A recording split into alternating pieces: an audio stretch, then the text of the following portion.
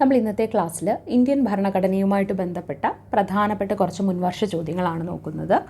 ആദ്യത്തെ ചോദ്യം, ഇന്ത്യൻ ഭരണഘടനാ നിർമ്മാണ സഭയുടെ അതായത് കോൺസ്റ്റിറ്റ്യുവൻ്റ് അസംബ്ലിയുടെ സ്ഥിരം അധ്യക്ഷനായിട്ട് തിരഞ്ഞെടുക്കപ്പെട്ടത് ആരായിരുന്നു ഇന്ത്യൻ കോൺസ്റ്റിറ്റ്യുവൻ്റ് അസംബ്ലിയുടെ സ്ഥിരം അധ്യക്ഷൻ? ഡോക്ടർ രാജേന്ദ്ര പ്രസാദ് ആയിരുന്നു ഇന്ത്യൻ കോൺസ്റ്റിറ്റ്യുവൻ്റ് അസംബ്ലിയുടെ സ്ഥിര അധ്യക്ഷനായിട്ട് തിരഞ്ഞെടുക്കപ്പെട്ടത്. സമൂഹത്തിൽ നിലനിൽക്കുന്ന വിവിധ തരം വിവേചനങ്ങളിൽ നിന്നും സംരക്ഷണം നൽകുന്ന ഇന്ത്യൻ ഭരണഘടനയുടെ ആർട്ടിക്കിൾ ഏതാണ്? ആർട്ടിക്കിൾ 15 ആണല്ലേ. ആർട്ടിക്കിൾ 15 എന്താ പറയുന്നത്? ആർട്ടിക്കിൾ 15 പറയുന്നത് മതം, ജാതി, ലിംഗം, ജനനസ്ഥലം എന്നിവയുടെ പേരിൽ ഒരു പൗരനോടും വിവേചനം പാടില്ല എന്ന് പറയുന്നത് ആർട്ടിക്കിൾ 15 ആണ്. അപ്പോൾ സമൂഹത്തിൽ നിലനിൽക്കുന്ന വിവിധ തരം വിവേചനങ്ങളിൽ നിന്നും സംരക്ഷണം നൽകുന്ന വകുപ്പ് ഏതാണ്? അത് ആർട്ടിക്കിൾ 15 ആണ്. അന്താരാഷ്ട്ര നാണയനിധിയുടെ ആദ്യ ഡെപ്യൂട്ടി മാനേജിംഗ് ഡയറക്ടറായിട്ട് നിയമിതയായ ഇന്ത്യൻ എക്കണോമിസ്റ്റ് ആരാണ്? ഗീതാ ഗോപിനാഥ് ആണ് അല്ലേ. എന്താണ്? അന്താരാഷ്ട്ര നാണയനിധിയുടെ ആദ്യ ഡെപ്യൂട്ടി മാനേജിംഗ് ഡയറക്ടറായിട്ട് നിയമിതയായ ഇന്ത്യൻ എക്കണോമിസ്റ്റ് ആണ് ഗീതാ ഗോപിനാഥ്. 1976 42-ാം ഭരണഘടനാ ഭേദഗതിയിലൂടെ ഭരണഘടനയുടെ ആമുഖത്തിൽ കൂട്ടിച്ചേർത്ത വാക്കുകൾ ഏതൊക്കെയാണ്? എന്താണ് ചോദ്യം? 1976 42-ാം ഭരണഘടനാ ഭേദഗതി അതൊരു സുപ്രധാനമായിട്ടുള്ള ഭേദഗതിയായിരുന്നു അല്ലേ. മിനി കോൺസ്റ്റിറ്റ്യൂഷൻ എന്നാണ് നമ്മൾ ഈ 42-ാം ഭരണഘടനാ ഭേദഗതിയെ പറയുന്നത്. അത് നടന്നത് 1976 1976 42-ാം ഭരണഘടനാ ഭേദഗതിയിലൂടെ ഇന്ത്യൻ ഭരണഘടനയുടെ ആമുഖത്തിൽ, ശ്രദ്ധിക്കുക, ആമുഖത്തിൽ കൂട്ടിച്ചേർത്ത വാക്കുകൾ ഏതൊക്കെയാണ്? സോഷ്യലിസ്റ്റ്, സെക്കുലർ, അഖണ്ഡത അല്ലെങ്കിൽ ഇൻ്റഗ്രിറ്റി. ഏതൊക്കെയാണ്? Socialist, secular, integrity. ഈ 3 വാക്കുകളാണ് കൂട്ടിച്ചേർത്തത്. നമുക്ക് ഈ ക്വസ്റ്റ്യൻസ് ഒന്നുകൂടെ നോക്കാം. വളരെ ഇമ്പോർട്ടൻ്റ് ആണ്, ഒരുപാട് തവണ ചോദിച്ചിട്ടുമുണ്ട്, ഇനിയും ചോദിക്കാൻ സാധ്യതയുണ്ട് അല്ലേ. ഇന്ത്യൻ ഭരണഘടനാ നിർമ്മാണ സഭയുടെ സ്ഥിരം അധ്യക്ഷനായിട്ട് തിരഞ്ഞെടുക്കപ്പെട്ടത് ആരെയാണ്? ഡോക്ടർ രാജേന്ദ്ര പ്രസാദിനെയാണ്.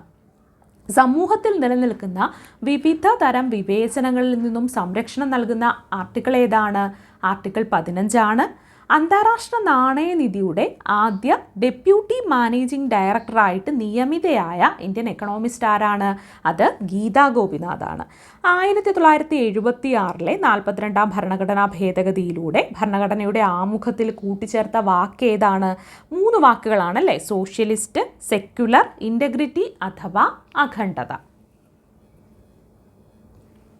കേന്ദ്ര സംസ്ഥാന ബന്ധങ്ങളെക്കുറിച്ച് പഠിച്ച് റിപ്പോർട്ട് സമർപ്പിക്കാൻ കേന്ദ്ര ഗവൺമെൻറ് നിയമിച്ച കമ്മീഷൻ ഏതാണ്?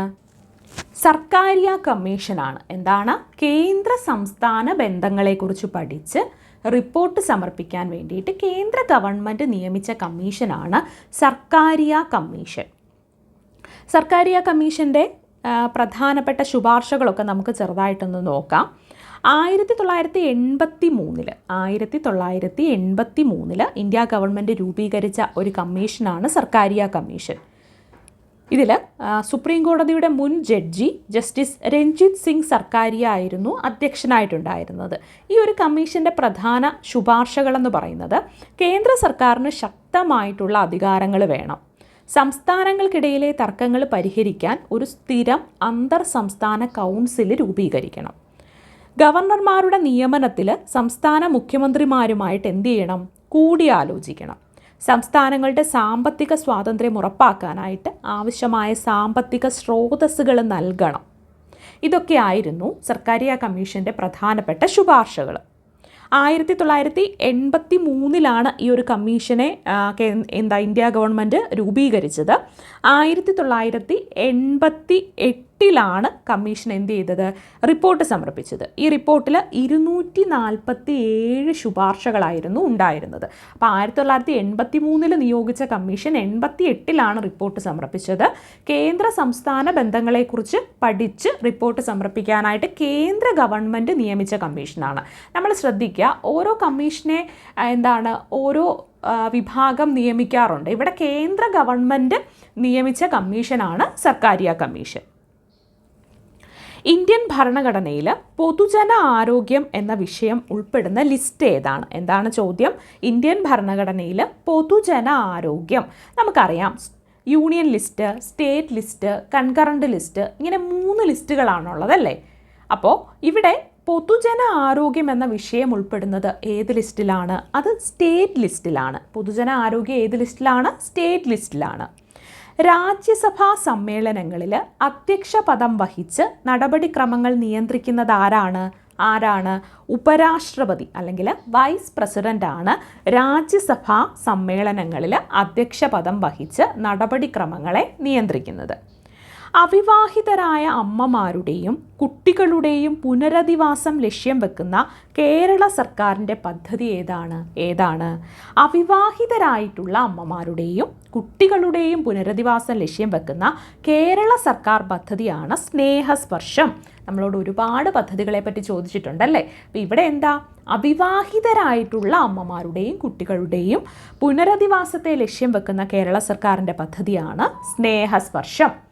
അപ്പോൾ കേന്ദ്ര സംസ്ഥാന ബന്ധങ്ങളെക്കുറിച്ച് പഠിച്ച് റിപ്പോർട്ട് സമർപ്പിക്കാൻ കേന്ദ്ര ഗവൺമെൻറ് നിയമിച്ച കമ്മീഷനാണ് സർക്കാരിയ കമ്മീഷൻ.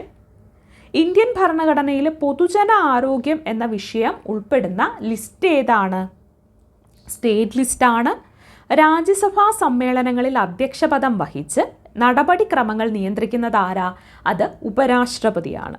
അവിവാഹിതരായിട്ടുള്ള അമ്മമാരുടെയും കുട്ടികളുടെയും പുനരധിവാസം ലക്ഷ്യം വെക്കുന്ന കേരള സർക്കാരിൻ്റെ പദ്ധതി ഏതാണ്? സ്നേഹസ്പർശം പദ്ധതിയാണ്. അടുത്ത ചോദ്യം എന്താണ്?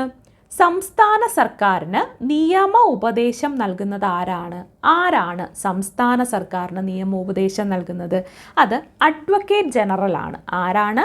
അഡ്വക്കേറ്റ് ജനറൽ ആണ് സംസ്ഥാന സർക്കാരിന് നിയമോപദേശം നൽകുന്നത്. എന്താണ് ചോദ്യം? സ്റ്റേറ്റ് ഗവൺമെൻറ്റിന്, സംസ്ഥാന സർക്കാരിന് നിയമോപദേശം നൽകുന്നത് ആരാണ്? അഡ്വക്കേറ്റ് ജനറൽ ആണ് സംസ്ഥാന സർക്കാരിന് നിയമ ഉപദേശം നൽകുന്നത്. അടുത്ത ചോദ്യം, ഭരണഘടനയുടെ അടിസ്ഥാന ഘടനയെ ലംഘിക്കുന്ന ഒരു ഭേദഗതിയും നടത്താൻ പാർലമെൻറ്റിന് അധികാരമില്ല എന്ന സുപ്രധാന സുപ്രീം കോടതി വിധി ഏത് കേസുമായിട്ട് ബന്ധപ്പെട്ടിരിക്കുന്നു? നമ്മളെപ്പോഴും കേൾക്കുന്ന അല്ലെങ്കിൽ PSCക്ക് ഒരുപാട് ഇഷ്ടമുള്ളൊരു കേസാണിതല്ലേ, കേശവാനന്ദ ഭാരതി കേസ്. ഇതുമായിട്ട് ബന്ധപ്പെട്ട് ഒരുപാട് ചോദ്യങ്ങൾ വരാറുണ്ട്. അപ്പോൾ ഇവിടെ എന്താ പറയുന്നത്? ഭരണഘടനയുടെ അടിസ്ഥാനമായിട്ടുള്ള ഘടനയെ ലംഘിക്കുന്ന ഒരു ഭേദഗതിയും നടത്താൻ പാർലമെൻറ്റിന് അധികാരമില്ല എന്ന സുപ്രീം കോടതിയുടെ വിധി ഏത് കേസുമായിട്ട് ബന്ധപ്പെട്ടതാണ്? കേശവാനന്ദ ഭാരതി കേസുമായിട്ട് ബന്ധപ്പെട്ടതാണ്. അപ്പോൾ എന്താണ്? ഭരണഘടനയുടെ അടിസ്ഥാന ഘടനയെ ലംഘിക്കുന്ന ഒരു ഭേദഗതിയും നടത്താൻ പാർലമെൻറ്റിന് അധികാരമില്ല എന്ന സുപ്രധാന സുപ്രീം കോടതി വിധി ഏത് കേസുമായിട്ട് ബന്ധപ്പെട്ടതാണെന്ന് ചോദിച്ചാൽ കേശവാനന്ദ ഭാരതി കേസുമായിട്ട് ബന്ധപ്പെട്ടതാണ്.